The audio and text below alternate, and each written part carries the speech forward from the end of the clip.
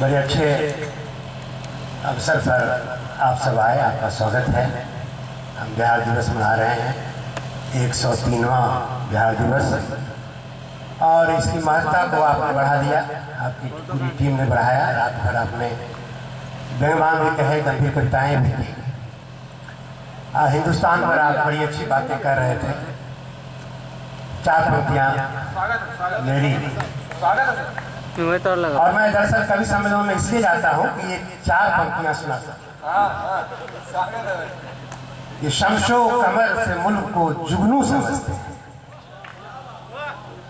शमशो कमर से मुल्क को जुगनू समझते हैं। न वो हिंदी समझते हैं, न वो उर्दू समझते हैं, और जिसे वो कहते हैं हिंदू, मुसलमान, सिख, ईसाई, उसे हम सरजमीन हिंद की खुशबू समझते हैं।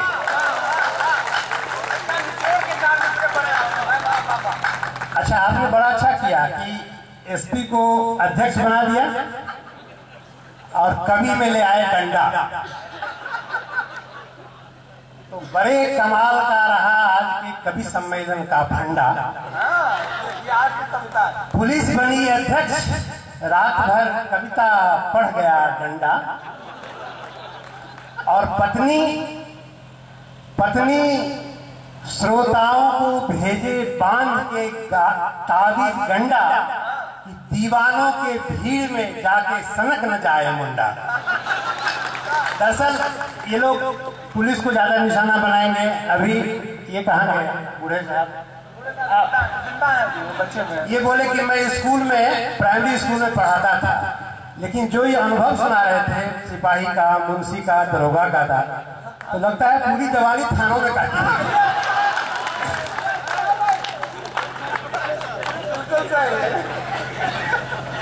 दरअसल ये दीवाने लोग हैं, इन्हीं की बिरादरी के कुमार विश्वास ने लिखा कि कोई दीवाना कहता है, कोई पागल समझता है, मगर धरती की बेचैनी को धरती की बेचैनी को बस बादल समझता है। तुम मुझसे दूर रहकर, तुम मुझसे दूर कैसी है, मैं तुझसे दूर कैसा हूँ, ये तेरा दिल समझता है या मेरा दिल समझता है। तो ये दीवाने पागल लोग होते हैं। डॉक्टर के पास गए कवि साहब, मान लीजिए इमरान जी गए, दर्द की पीड़ा से कराते हुए डॉक्टर ने पूछा कि क्या बात है, क्या होता है? कहा कि दर्द होता है। तो कहा कहाँ दर्द होता है? कहा कि दर्द होता है मगर जाने कहाँ होता है, दर्द में दर्द का एहसास कहाँ होता है। तो डॉक्टर साहब ने कहा कि कुछ तो बताइएगा कि उठता कहाँ से है।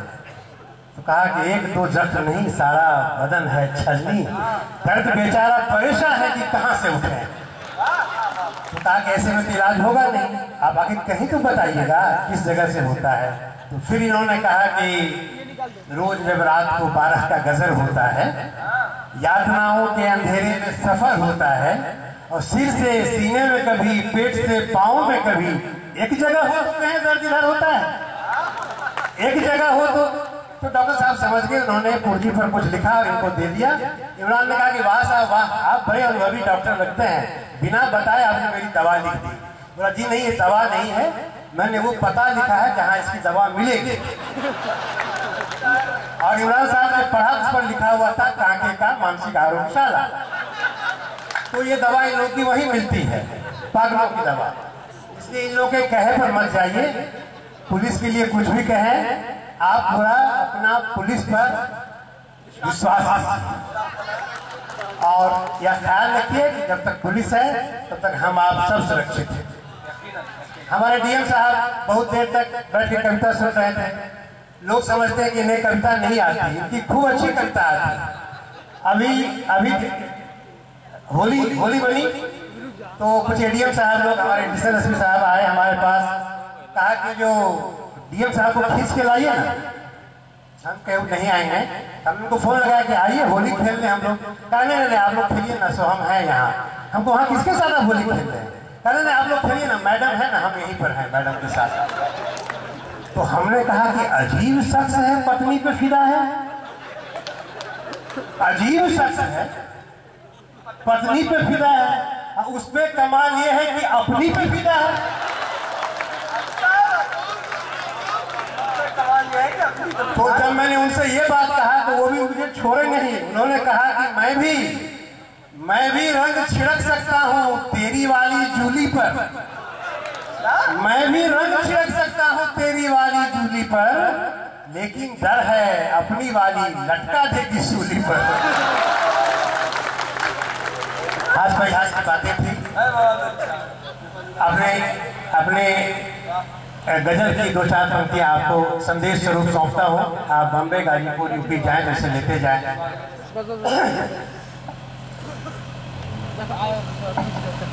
जी हो वो रोकिए तो करें सात सुर की बात, चीखों को रोकिए तो करें सात सुर की बात, सात सुर की बात। अरे बंदूक की निभी है कहाँ बांसुरी के साथ, बंदूक की निभी है कहाँ बांसुरी के साथ। दरअसल माइक खींच रहा है, सचमुच आप कह रहे थे। पहली बार कम से कम किसी पुलिस कप्तान को कोई खींच रहा है, ये अपने आप में मतलब उसकी दिलेरी, माइक की दिलेरी के तार देनी पड़ेगी भाई। कोई बात नहीं करिए उसको भाई, कोई बात नहीं। पुलिस कप्तान कविता पढ़ रहा हो और जब खुद डंडा पड़ा हुआ हो मंच पर कवि के रूप में, तो माइक को खींचेगा। आज डंडे को रख ले सर आप। ये एक गंभीर शेर इस गजल का सुन लीजिए। तैयारियां गजब की थी पिछले फसाद में, तैयारियां गजब की थी पिछले फसाद में, पिछले फसाद में। अरे हम गर्दनों के साथ थे, वो थे छुरी के साथ, हम गर्दनों के साथ थे, वो थे छुरी के साथ।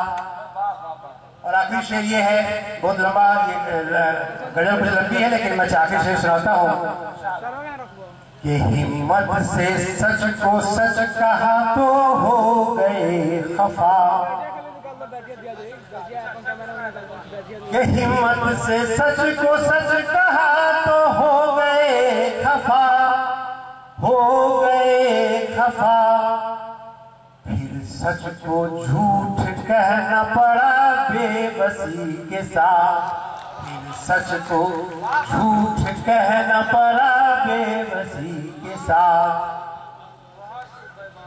आखिरी शेर ये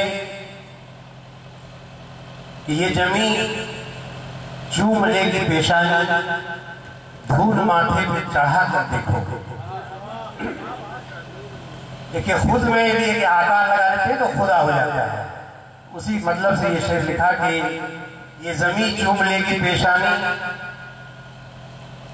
धूल माथे पे चढ़ा कर देखो, लोग कह उठेंगे खुदा था तू, खुद का आकार बढ़ा करते थे, खुद का आकार बढ़ा। देखिए ये अध्यक्षीय नाते से मैंने ये कुछ पंक्तियां पढ़ दी, कभी सदन समाप्त नहीं होगा। मैं उपाध्यक्ष श्री सुनील तंग को मंच सौंप के कुछ और भी जिम्मेवारियां निभाने चला जाऊंगा। और ये कविता आप जब तक चाहें सुनते रहें, मंच जब तक चाहे आपको अपने से जुड़े रहें। धन्यवाद।